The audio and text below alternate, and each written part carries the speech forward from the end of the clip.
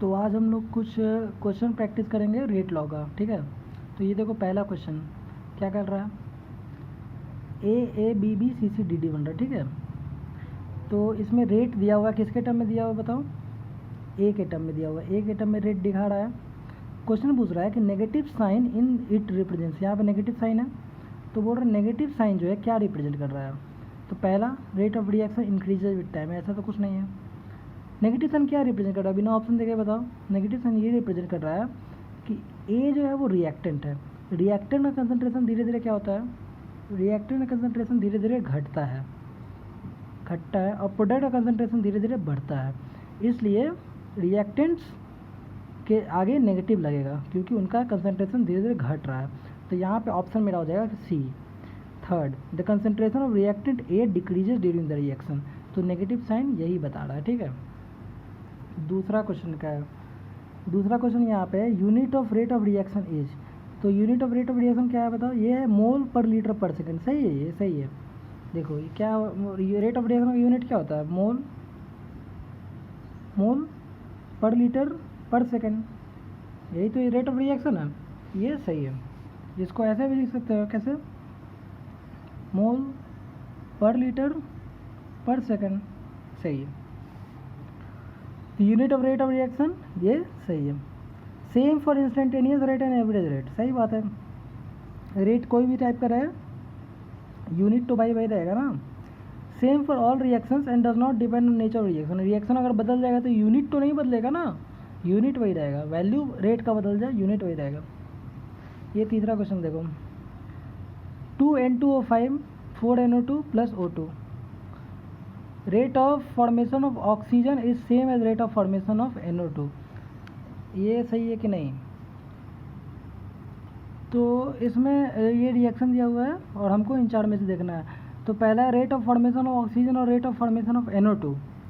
Rate of formation को अगर हमको कंपेयर करना है तो कैसे कंपेयर करेंगे, तो सबका रेट ऑफ फॉर्मेशन तुम रेट ऑफ रिएक्शन के टर्म में लिख के देखते हैं, ठीक है। देखो मेरे पास रिएक्शन है 2N2O5 4NO2 प्लस O2। तो रेट क्या हो जाएगा, रेट अगर N2O5 के टर्म में लिखेंगे तो माइनस होगा, माइनस क्या, dN2O5 बाई dt/2। अगर यही रेट हम NO2 के टर्म में लिखे तो क्या हो जाएगा, dNO2 बाई dt/4। और यही रेट अगर ऑक्सीजन के टर्म में लिखे तो डी ऑक्सीजन का O2 बाई dt/1 ही रहेगा। और ये दोनों तो प्लस रहेगा, कौन कौन, NO2 और O, और ये माइनस रहेगा। तो ये तीनों जो है ना ये इक्वल है। अगर कोफिशिएंट लगा हुआ है तो ये रेट है, और कोफिशिएंट हटा दें, ये कोफिशिएंट हटा दें तो ये हो जाएगा डिसअपीयरेंस, और ये हो जाएगा रेट ऑफ फॉर्मेशन। ये rate of disappearance of N2O5, ये दोनों रेट ऑफ फॉर्मेशन ऑफ, ठीक है। तो अगर हमको किस में पहले किस में कंपेयर करना है, पहले कंपेयर करना ऑक्सीजन और NO2 में, O2 और NO2 में कंपेयर करना है। तो O2 देखो यहाँ पे dN2O5 dO2 NO2 का ये है O2 का। NO2 का रेट ऑफ फॉर्मेशन में 4 डिवाइड करो तो O2 का रेट ऑफ फॉर्मेशन आ रहा है। इसका मतलब दोनों का रेट ऑफ फॉर्मेशन बराबर नहीं है। तो यहाँ पे जो बोल रहा था कि सेम है, तो भैया सेम नहीं है। फिर है डिसअपीयरेंस ऑफ N2O5 और फॉर्मेशन ऑफ NO2, ये कंपेयर करना है। N2O5 का डिसअपीयरेंस ये है, N2O5 के रेट और NO2, इन दोनों कंपेयर करना है। तो देखो इस 4 को अगर तुम यहाँ भेजो, इस साइड भेज दो, तो ये ऐसा हो जाएगा, माइनस dN2O5 बाई dt, यहाँ पे 2 है, dNO2 बाई dt। यहाँ पे जो 4 है इसको मैंने इस साइड भेज दिया, ठीक है। माइनस को इधर रखते हैं, यहाँ पे रखते हैं। यहाँ पे जो 4 है यहाँ भेज दिया मैंने, वही नीचे वाला 4 इधर भेज दिया, ठीक। अब देखो, अब समझो, ये है क्या है, N2O5 का डिसअपीयरेंस, ये है NO2 का फॉर्मेशन। तो N2O5 का डबल है कौन, NO2। यहाँ पे क्या करा, rate of disappearance of N2O5 is 2 times of NO2, मतलब NO2 का 2 टाइम्स है N2O5, लेकिन हम यहाँ पे देख रहे हैं कि N2O5 का 2 टाइम्स है NO2, दोनों उल्टा बात है, ये गलत है। Rate of formation of oxygen is half times rate of disappearance N2O5, oxygen और N2O5 को कंपेयर कर रहा है। देखो N2O5 का रेट ऑफ फॉर्मेशन को 2 से डिवाइड किए तो ऑक्सीजन का रेट ऑफ फॉर्मेशन है, इसका मतलब ऑक्सीजन का रेट ऑफ फॉर्मेशन N2O5 का हाफ है, तो ऑक्सीजन का हाफ है N2O5 का, N2O5 का आधा है ऑक्सीजन, सही है, ये तीसरा ऑप्शन सही है। ये जो क्वेश्चन है इसको हम बिना इतना कैलकुलेशन जो किए हैं, इतना ये तो इजी कैलकुलेशन है, लेकिन ये बिना किए भी बता सकते हैं। देखो कैसे, सोचो 2 मोल N2O5 का जब ख़त्म हो रहा है तो 4 मोल इसका बन रहा है, 1 मोल इसका बन रहा है। तो पहला क्वेश्चन जो कर रहा है कि rate of formation of oxygen is same as rate of formation of NO2, मतलब जितना ऑक्सीजन बन रहा है उतना ही NO2 बन रहा है, तो भाई गलत है, यहाँ पे 1 बन रहा है, यहाँ पे 4 बन रहा है, ऐसा कहाँ हो रहा है, नहीं हो रहा है। Rate of disappearance of N2O5 is 2 times rate of formation of NO2, N2O5 मतलब NO2 जितना बन रहा है N2O5 उससे डबल रफ्तार से डिसअपियर कर रहा है, ये गलत बात है। N2O5 अगर 2 जा रहा है तो इसका 4 बन रहा है, इसका मतलब N2O5 जितना जा रहा है NO2 उसका डबल है। कौन डबल है? NO2 डबल है, लेकिन यहाँ बोल रहा है कि N2O5 2 टाइम्स है, उल्टा बोल रहा है ना। अगर यहाँ रहता NO2 2 टाइम्स है N2O5 का, NO2 इसका 2 टाइम्स है, तो ये सही रहता। Rate of formation of oxygen is half times rate of formation of disappearance of N2O5, सही है। ऑक्सीजन का 1 बन रहा है कब? जब N2O5 का 2 जा रहा है, इसका मतलब ऑक्सीजन जो है N2O5 का आधा है, ऑक्सीजन जो है N2O5 का आधा है, ये सही है। What is the unit of rate constant for nth order of reaction? Reaction का ऑर्डर क्या है? n। हम लोग सारे ऑर्डर का रिएक्शन का रेट पढ़ चुके हैं, first order, zero order, second order. Unit rate constant का n ऑर्डर का हम इमेजिनरी निकाल के देखते हैं। n ऑर्डर करने का क्या मतलब है? n ऑर्डर करने का मतलब है कि रेट जो होगा वो होगा k कंसंट्रेशन का पावर n, पावर में n होना चाहिए। चलो अब देखते हैं रेट का यूनिट क्या होता है। रेट का यूनिट होता है मोल पर लीटर पर सेकेंड इक्वल टू k। हमको k का यूनिट निकालना है। कंसंट्रेशन का यूनिट क्या होता है? मोल पर लीटर का पावर है n। इस मोल पर लीटर को नीचे भेज देना है, ठीक है। तो क्या हो जाएगा बताओ? मोल पर लीटर ऊपर में 1 है और नीचे में आया है मोल पर लीटर का पावर n, तो ये हो जाएगा 1 माइनस n, है ना।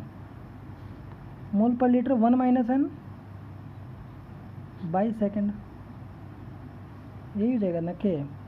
ऑप्शन में मिलाते हैं, मेरा कौन सा सही लग रहा है बताओ, देखते हैं। मोल पर लीटर का पावर है 1 माइनस n, ये ऑप्शन सही है। लीटर पर मोल का पावर है n माइनस 1, अगर मोल पर लीटर का उल्टा कर दो तो ये हो जाएगा 1 माइनस n। अगर ये उल्टा कर दिया फ्रैक्शन को तो 1 माइनस n का n माइनस 1 हो गया, सेकेंड इन्वर्स। ये ना मोल पर लीटर को उल्टा कर तो लीटर पर मोल, n 1 माइनस n हो जाएगा n माइनस 1, सेकेंड ऊपर चल जाएगा तो सेकेंड इन्वर्स। तो मेरा ये फोर्थ ऑप्शन सही है। ये रेट ऑफ रिएक्शन दिया हुआ है कि a का पावर इतना, b का पावर इतना, c का पावर इतना। ऑर्डर पूछ रहा है, ऑर्डर क्या कैसे निकालते हैं? तीनों पावर को जोड़ दो, तो तीनों पावर को जोड़ेंगे तो 1.5 ऑर्डर हो जाएगा, ठीक है। ऑर्डर फ्रैक्शन में भी हो सकता है ना। अब यहाँ पे हम तुम लोग को एक बात बताए थे कि ज़रूरी नहीं है कि पावर को जोड़ने से ऑर्डर है, कोफिशिएंट को जोड़ने से ऑर्डर है। तो वो कब, वो क्या बताए थे कि एलिमेंट्री हमको देखना पड़ता है स्लोएस्ट स्टेप का जो कोफिशिएंट है उसको जोड़ते हैं ना।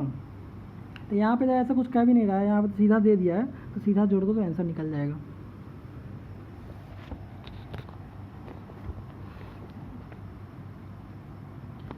यहाँ पे रिएक्शन है ये एक एलिमेंट्री रिएक्शन, एलिमेंट्री रिएक्शन है, इसका मतलब एक स्टेप में रिएक्शन हो रहा है, रिएक्शन कॉम्प्लिकेटेड नहीं है, स्लो फास्ट जैसा कुछ नहीं है। If the volume of the container containing the gaseous mixture is increased to 2 times, volume को डबल कर दिए जिस कंटेनर में रिएक्शन हो रहा है, देन रेट ऑफ रिएक्शन का क्या होगा, है ना। तो जिस बर्तन में रिएक्शन हो रहा है उसका वॉल्यूम बढ़ा देने से क्या हो जाएगा मेरा। तो देखो ये तुम लोग को हम बताए हैं ना कि जो रेट लॉ है, रेट लॉ में क्या होता है, रेट लॉ में रेट इक्वल टू के, यहाँ पे कंसंट्रेशन होता है, कंसंट्रेशन का पावर कुछ होता है एक्स वाई जेड कुछ भी। तो कंसंट्रेशन कब लेंगे, कंसंट्रेशन तो तब लेंगे जब ये एक्वस है, एक्वस सॉल्यूशन है।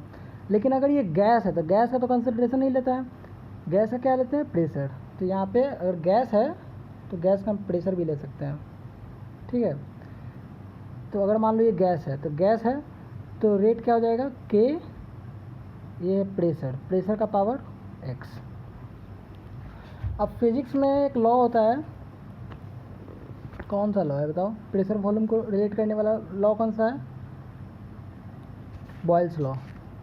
उसमें क्या है कि अगर तुम वॉल्यूम को डबल कर दो, वॉल्यूम को डबल कर दोगे तो प्रेशर हाफ हो जाएगा। क्यों, क्योंकि पीवी कांस्टेंट होता है, पीवी अगर कांस्टेंट है तो वॉल्यूम को डबल कर दोगे तो प्रेशर आधा हो जाएगा, ठीक है। तो पहले इसका रेट लॉ लिख के देखते हैं।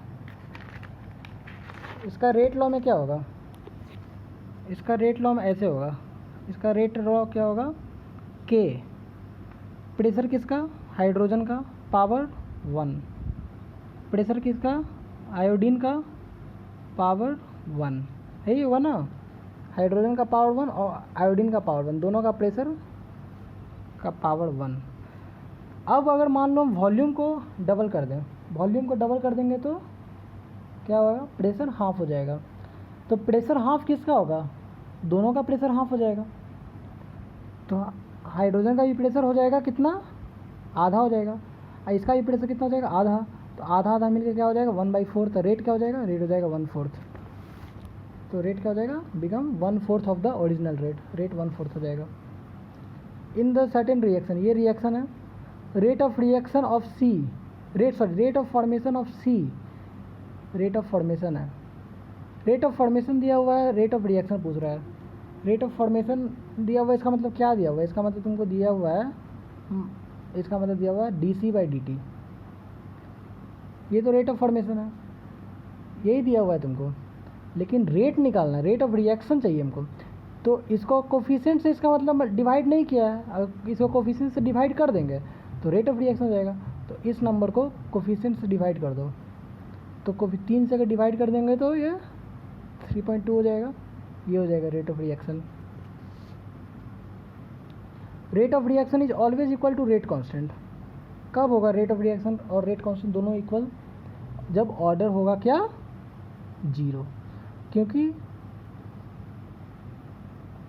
0 ऑर्डर रिएक्शन में ये तो a का पावर 0 मतलब 1, तो ये तो हट गया, तो जो रेट ऑफ रिएक्शन वही रेट कांस्टेंट, क्योंकि ऑर्डर है 0, सेम हो जाएगा, ऑलवेज इक्वल होगा। अब ये देखो, एक रिएक्शन है, इसमें rate of disappearance of H2O2 will be 3 times rate of disappearance of I-। चलो इसको कैलकुलेशन से नहीं बनाते हैं, इसको बिना कैलकुलेशन किए बनाते हैं, एकदम देख के। क्या लगता है H2O2 I- के डिसअपीयरेंस का 3 टाइम्स है? अगर H2O2 एक डिसअपीयर करेगा, I- 3 डिसअपीयर करेगा, तो हमको तो दिख रहा है कि I- जो है वो H2O2 का 3 है, H2O2 तो I- का 1/3 है, तो ये गलत है। Rate of disappearance of H2O2 is 1/3 of rate of formation of I3-, ये तो गलत है भाई। I3- तो यहाँ प्रोडक्ट है, जितना I3- है उतना ही H2O2 है, तो यहाँ पे तो सेम होना चाहिए, तो यहाँ पे 1/3 कर रहा है, गलत है। Rate of disappearance of I-, तुम्हारा यहाँ है, will be 3 times rate of formation of I3 minus, ये हमको सही लग रहा है। इसका 3 डिसअपियर करता है तो इसका 1 बनता है ना। इसका मतलब इसका रेट ऑफ डिसअपियर जो है वो इसका 3 टाइम्स है फॉर्मेशन का। इसका जब 1 फॉर्म हो रहा है तो इसका 3 डिसअपियर कर रहा है। इसका 1 फॉर्म हो रहा है I3 माइनस का, तो I माइनस का 3 डिसअपियर कर रहा है, तो किसका 3 टाइम्स हो गया, ये इसका, ये। तो यहाँ पे आंसर क्या हो जाएगा, यहाँ पे आंसर हो जाएगा ये वाली, ठीक है, थर्ड वाली। Value of rate constant depends upon, rate constant का वैल्यू पूछ रहा है, यानी के के बारे में वो बोल रहा है। के किस पे डिपेंड करता है, तो के जो है कंसंट्रेशन पे तो डिपेंड नहीं करता है।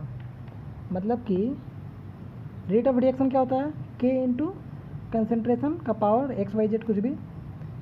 तो कंसंट्रेशन तो कुछ भी रहे, के नहीं चेंज करता है, के का वैल्यू चेंज नहीं करता है कंसंट्रेशन पे। तो के जो है रेट कांस्टेंट वो कंसंट्रेशन पे तो डिपेंड नहीं करता है, टेम्परेचर पे करता है और कैटलिस्ट पे करता है। तो यहाँ पे बोथ 1 और 3 हो जाएगा।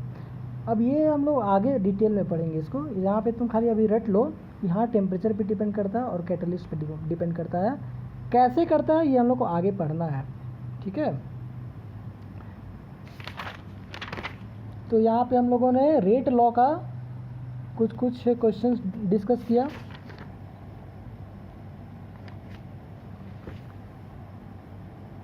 ये लगता है क्वेश्चन डिस्कस कर चुके हैं हम पहले।